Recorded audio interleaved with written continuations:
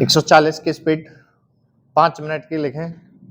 महोदय, आज हमारे तरीकों से और कार्य संचालन द्वारा परिवर्तन की दिशा में समाज के बढ़ने के उक्त क्रम पर संगठित रूप से प्रहार किए जा रहे हैं।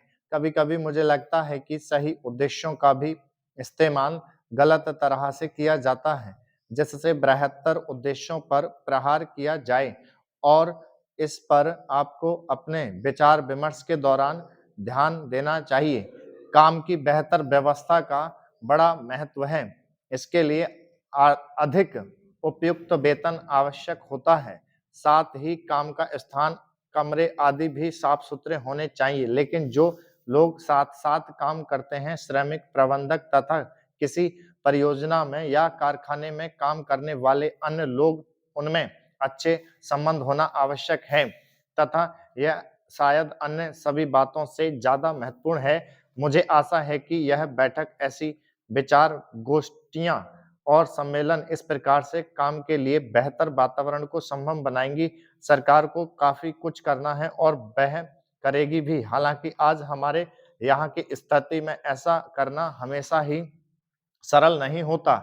यह कहना सरल है कि हम ऐसा करेंगे। नीति संबंधी निर्णय भी सरलता से लिया जा सकता है, लेकिन किसी निर्णय को समुचित ढंग से लागू करना बहुत कठिन होता है। मैं यह बहाने की खोज के लिए नहीं कह रही हूँ, क्योंकि कठिनाइयाँ हों तो उन पर विजय पानी ही होती है और हम ऐसा करने के लिए कृत संकल्प हैं। लेकिन आपको पता होना चाहिए कि अमुक कठिनाइयाँ हैं और उन पर विजय पाने के लिए केवल इच्छा करने या वक्तव्य देने से काम नहीं चलता। इसके लिए स्थिति को समझना और दृढ़ निश्चय के साथ आगे बढ़ना होता है, चाहे रुकावटें कितनी ही क्यों ना हो, कठिनाइयाँ कैसी भी क्यों ना हो। सरकार का यही संकल्प है, सार्वजनिक क्षेत्र को बहुत महत्वपूर्ण योगदान करना है। उसे यह काम अपनी उपलब्धियों द्वारा ही नहीं, बल्कि श्रमिकों की भागीदारी की भावना को अनुभव करते हुए करना है।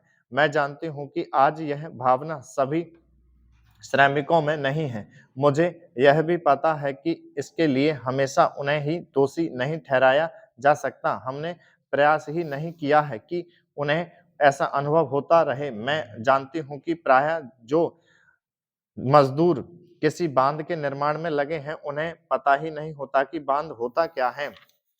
महोदय, हमने ऐसा प्रयास ही नहीं किया कि किसी परियोजना को एक ऐसा संयुक्त उद्यम माना जाए जिसमें उसके निर्माता श्रमिकों, वहां रहने वाले अन्य मजदूरों, वैज्ञानिकों, प्रबंधकों तथा अन्य संबद्ध लोगों को भागीदारी का अनुभव हो। हमने समस्याओं को पुराने कोण से ही देखा है और लोगों को अलग-अलग खानों में बाँट दिया है, इसलिए ये झूठे विभाजन समाप्त होने चाहिए।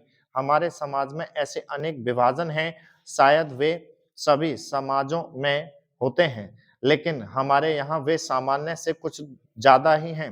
ये क धर्म के आधार पर, जातियों के आधार पर, भाषा और क्षेत्र के आधार पर पाए जाते हैं।